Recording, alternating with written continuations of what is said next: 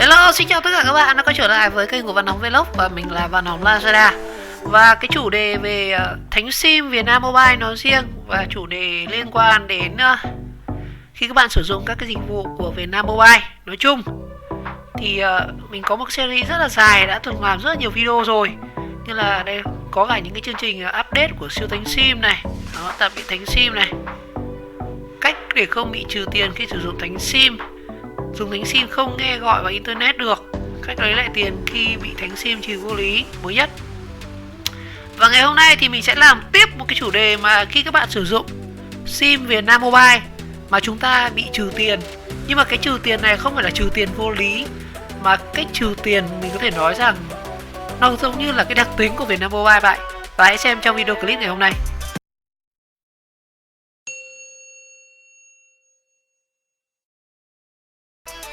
Rồi đây, mình sẽ quay trở lại với một câu chuyện mà khi các bạn sử dụng thánh sim Việt Nam Mobile.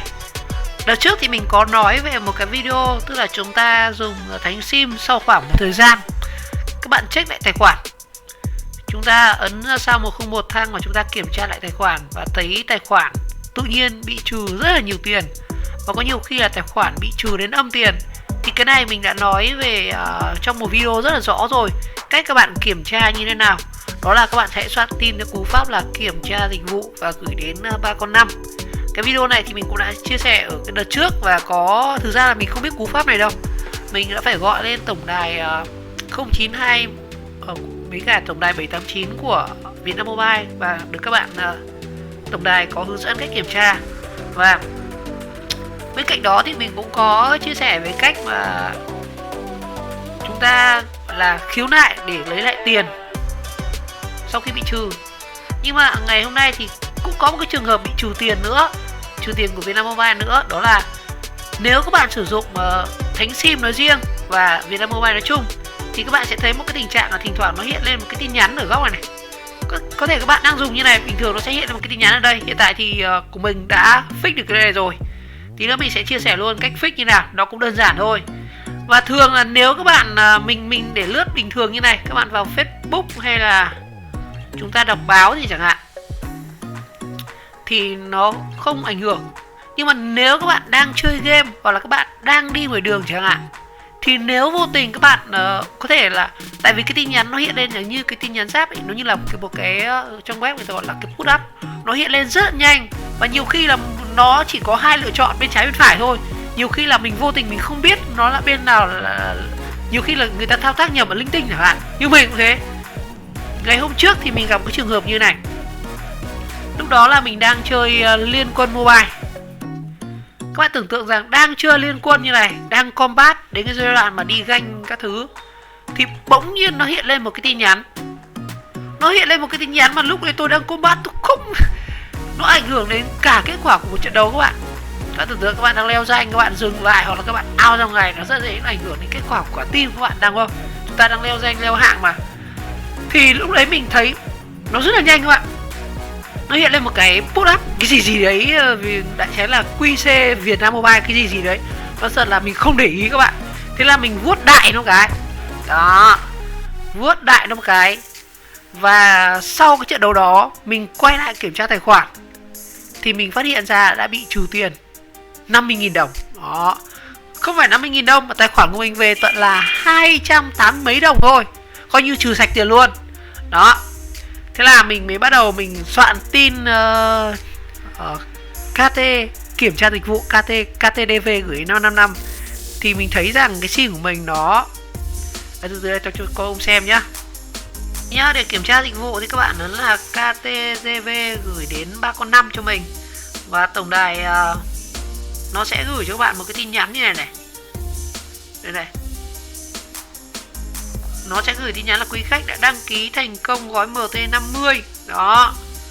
Và mình thực ra là mình ấn nhầm, nó hiện lên cái tin nhắn quảng cáo, tin nhắn rác ấy, ấn nhầm, thành ra là mình bị đăng ký một cái gói này. Và sau đó thì mình đã ấn là hủy cái mã của gói đó là M50T và các bạn đã hủy thành công. Nhưng mà mình vẫn gọi điện lên tổng đài 789 để chúng kiểm tra lại về cái trường hợp này. Và cái hôm mà mình chơi game xong ấy, mình bị hiện lên cái tin nhắn ấy, tin nhắn của mẹ nó thành Voi on Met 680D. Rồi dưới lằng nhằng rất nhiều thứ nữa. Và cái tài khoản của mình về còn là 216 đồng. Đó. Vào ngày mùng 1 tháng 2 nhá, tài khoản của mình là còn 80.000 đồng. 80.000 đồng này. Nhưng mà đến ngày 27, cái hôm mà bị sự cố bị phốt ấy, thì xuống còn 216 đồng. Đó. Và sau đó mình trải qua một quy trình kiện cáo rất là mất thời gian các bạn. Rất là nhàng đây. Mình mất mấy hôm rồi này. Và đến ngày 28, ngày 28 thì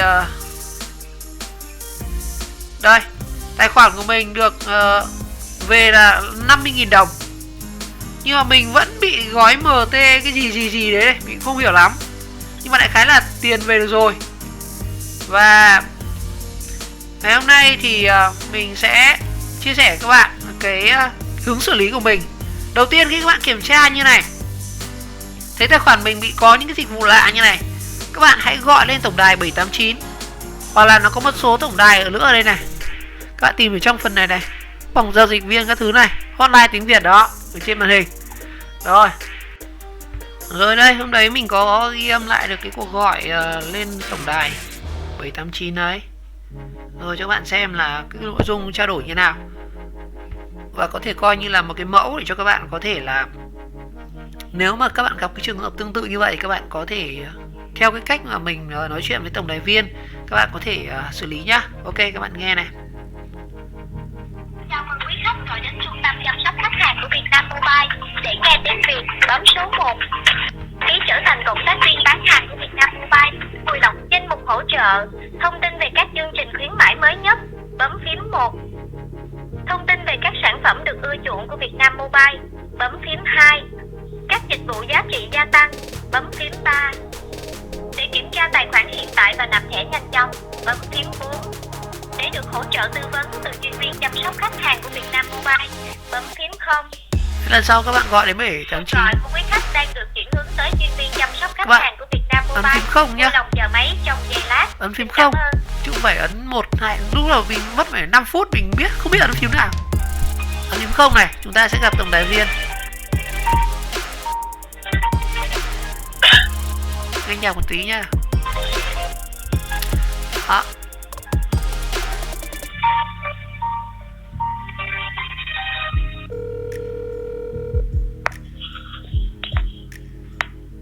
Đến nơi. Là Vietnam Mobile, xin chào anh chị Khánh Ngân Dinh đây. Anh chào em. Em ơi, em kiểm tra giúp anh cái trường hợp của anh này. Anh đang dùng điện thoại tự nhiên nó hiện lên cái gì, anh ấn nhầm một cái rồi anh kiểm tra lại tài khoản bị trôi hết cả tiền rồi. Kiểm tra giúp anh với. Anh đang hỏi cho số anh gọi trực tiếp lên tổng đài đúng không anh? Cái số này ấy. Dạ vâng, anh vui lòng giữ máy lên một chút để em kiểm tra giúp anh ạ. Dạ vâng, cảm ơn em đồng ý ạ. Dạ, hiện tại thì em kiểm tra thì anh vừa có đăng ký thành công gói M50T này, gói bổ trợ data để truy cập vào mạng đấy ạ. Anh cũng biết đâu, tự nhiên nó đây là cái tin nhắn thì anh đang kiểu check nào cái thì ấn nhầm cái tự nhiên nó kích hoạt mất, thì bây giờ làm như nào? Dạ, hiện tại thì trong trường hợp này là mình ấn vào nút đồng ý ở trên màn hình đúng không anh? Anh không biết là nó hiện lên cái gì thì anh chẳng biết được. Dạ vâng, khi mà nhà mạng gửi các tin nhắn quảng cáo nháy sáng ở trên màn hình nhá, có một nút là nút đồng ý và một nút là nút hủy á. Tại vì mình ấn vào nút đồng ý đã đăng ký thành công gói cước M50T rồi nhá. Chứ bây giờ cái trường hợp mà khách mình đang làm việc thì nó cứ hiện lên như kiểu tin nhắn rác thì bây giờ xử lý như nào? Tại trước mắt là nếu như mà mình không muốn nhận các tin nhắn nháy sáng ở trên màn hình nữa đúng không ạ? Thì không, anh đang trường hợp thứ nhất là tài khoản của anh đang bị trừ cạn tiền rồi, và thứ hai nó hiện lên những tin nhắn rác thì anh khách hàng ấy rất là khó chịu. Và như kiểu lừa người ta vừa chưa kể là gì ấn tẹt cái trước anh còn chưa biết cái nút hủy hay nút là như nào, như kiểu auto kích hoạt ấy. Có nó chia sẻ về trường hợp của anh ạ. Hiện tại thì trước mắt là về tình trạng nháy sáng, cái tin nhắn nháy sáng ở trên màn hình. Nếu như mà anh không muốn nhận nữa đấy thì anh sẽ biết là ghi nhận lại và báo cho bên bộ phận kỹ thuật để hỗ trợ kiểm tra và đề nghị tiếp để cho anh hỏi cái trường hợp của anh thì nếu mà anh muốn hoàn lại tiền thì như nào? Anh chưa sử dụng một cái dịch vụ gì hết. Dạ, hiện tại thì bên mình thế làm sao mà khách hàng họ xử lý được kịp? Kiểu đang đi ngoài đường tự nhiên gọi hiện lên ấn có thể nó quẹt nhầm như sao? Dạ, và rất trường hợp là khoan ạ. Hiện tại thì bên em sẽ có hỗ trợ thêm khách hàng với mình trong trường hợp là mình không đăng ký vào nút, mình không ấn vào nút đăng ký anh nhé. Thì kiểm tra kiểu gì giúp anh cái đấy nhá. Hiện tại thì anh sẽ chuyển cho bên bộ phận kỹ thuật hỗ trợ kiểm tra giúp anh, cũng như là sẽ hủy cho anh các tin nhắn nháy sáng ở trên màn hình trên số thuê bao của mình, đúng không ạ? về vấn đề hoàn phí thì em cần phải chuyển cho bên bộ phận kỹ thuật để kiểm tra xem là có phải là mình chạm vào đăng ký hay không, hay là vô tình sai là mình không chạm vào. Trong trường hợp đấy thì nếu như mà bên bộ phận kỹ thuật cần thiết gọi ra thì có thể gọi cho anh theo số anh đang gọi lên tổng đài được không anh? Dạ vâng, em xin phép là ghi nhận lại trường hợp này của anh và báo lại cho bên bộ phận kỹ thuật để hỗ trợ kiểm tra lại đúng không anh? Khoảng bao lâu để anh có thể anh liên hệ lại? Dạ hiện tại đây là do bên bộ phận kỹ thuật tiếp nhận để xử lý anh ạ. Khi là xong thì bộ phận kỹ thuật sẽ gọi trực tiếp ra cho anh luôn anh nhá.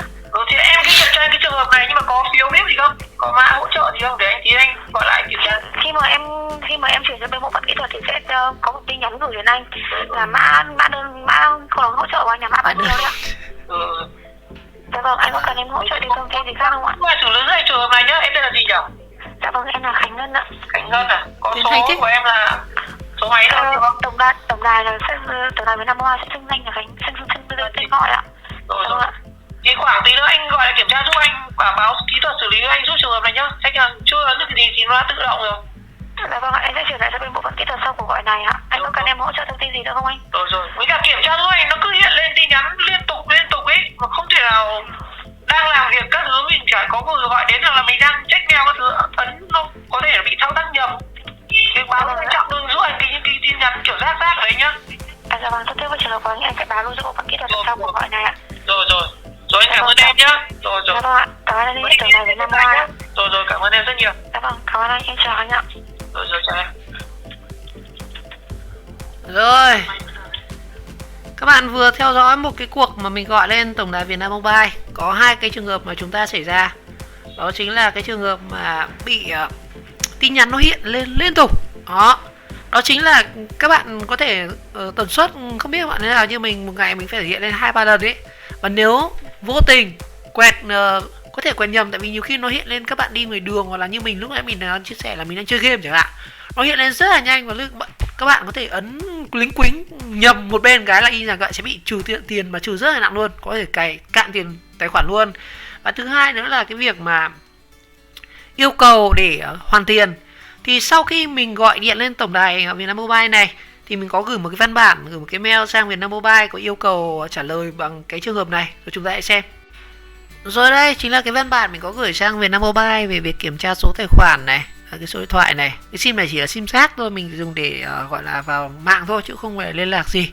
Rồi, và đây mình có chụp lại cái ảnh này, tầm khoảng 10 mấy giờ mình nhận được tin nhắn rác và tài khoản bị trừ tiền vô lý. Và sim này chỉ đăng ký gói 3G và không dịch vụ khác. Mình có kèm theo là cái hình ảnh. Và bên Việt Nam Mobile họ có tiếp nhận. Đây, các bạn có thể gửi họ hòm thư khiếu nại Việt Nam Mobile. Thứ nhất là các bạn gọi tổng đài. Thứ hai các bạn có thể truy cập qua fanpage.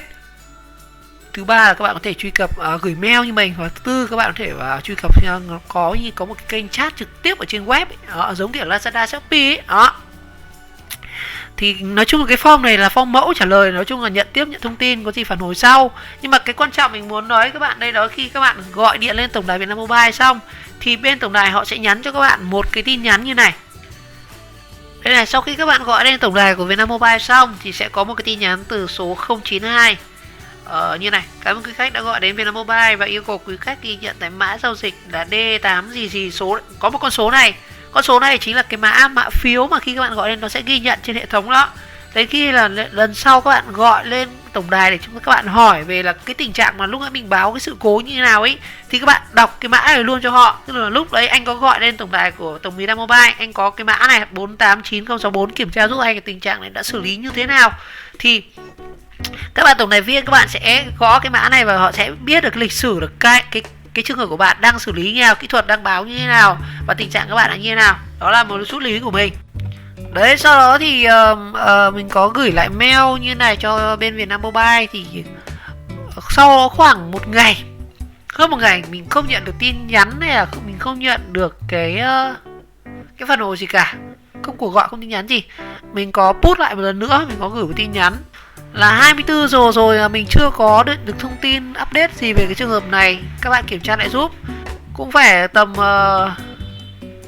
đến cuối ngày thì mình nhận được. Thực ra là sau khi mình kiểm tra tài khoản mình thấy có tin nhắn đến ấy là báo là tiền biết các thứ được hoàn rồi, thì sau đó mãi thì cũng có mail này, nhưng mà có cái mail này thì chia sẻ với anh em dễ hơn. Đây này, cũng gửi lời xin lỗi này, chân thành cảm ơn sự đợi đã tiến hành kiểm tra và kích hoạt cho 10/50 đó. Quý khách không có nhu cầu chung hủy thành công ở trên. Và bên cạnh đó thì hoàn lại cho bạn 50.000. Đó. Và kiểm tra lại với Sang 102. Đó. Đại khái là mình đã hủy xong cái dịch vụ này. Và trên hình như trên Facebook thì các bạn cũng có liên hệ lại một lần nữa anh em ạ. Cũng có liên hệ hỏi lại là cái trường hợp này quý khách có phàn nàn gì không, cái gì đấy. Thì mình thấy rằng Vietnam Mobile thì chăm sóc khách hàng thì cũng ok. Tuy nhiên thì cái việc mà có những cái tin nhắn mà nó cứ hiện lên rất là khó chịu. Thật sự là người dùng mình thấy cũng rất là khó chịu luôn. Và nó vô tình nó trở thành những cái bẫy rất là nguy hiểm đấy các bạn. Là chúng ta đang đi ngoài đường, đang chơi game, nó làm gì đó, nó hiện lên rất là nhanh. Và chúng ta không phải lúc nào chúng ta cũng nhìn thấy là đọc chi tiết từng cái mà nó hiện lên một bức bắp bé xíu như này. Và rất dễ là các bạn có thể vuốt nhầm cái là coi như các bạn đã kích hoạt, chúng ta bị trừ tiền. Và cách xử lý thì tốt nhất là các bạn cứ gọi lên cho mình tổng đài 789 vừa rồi, báo luôn là nhận được rất nhiều tin nhắn rác như thế và yêu cầu là đội kỹ thuật xử lý là chặn giúp ở trên tổng đài. Đó là cách đó. Và thứ hai là nếu các bạn đã bị trừ tiền rồi thì hãy yêu cầu Vietnam Mobile hoàn trả lại các bạn nếu các bạn không hề sử dụng các dịch vụ đó, mà là do tin nhắn rác khiến các bạn bị kích nhầm như trường hợp của mình. Và nếu mà cẩn thận như mình, các bạn có thể gửi mail như này. Nếu mà không xử lý, các bạn có hoàn toàn các bạn có thể khiếu nại, khiếu kiện. Mình có cái văn bản đây thì mình rất dễ là đi in ra và đến tận nơi thì cãi nhau. Rồi, đó là chia sẻ vui của mình thôi. Nhưng mà mình nghĩ rằng hầu hết tất cả các trường hợp mà các bạn gọi lên tổng đài 789 của Vietnam Mobile thì các bạn sẽ đều được hoàn phí một cách chính xác. Đó. Rồi, một lần nữa cảm ơn các bạn đã theo dõi video clip ngày hôm nay. Và nếu thấy video hay và ý nghĩa thì các bạn nhớ like, subscribe, ủng hộ kênh. Và trong thời gian tới thì nếu mà có những vấn đề gì phát sinh liên quan đến tổng đài Vietnam Mobile thì mình sẽ làm các cái video khác. Các bạn nhớ đăng ký ủng hộ kênh và chờ đón các video tiếp theo. Ok, xin chào, gặp lại.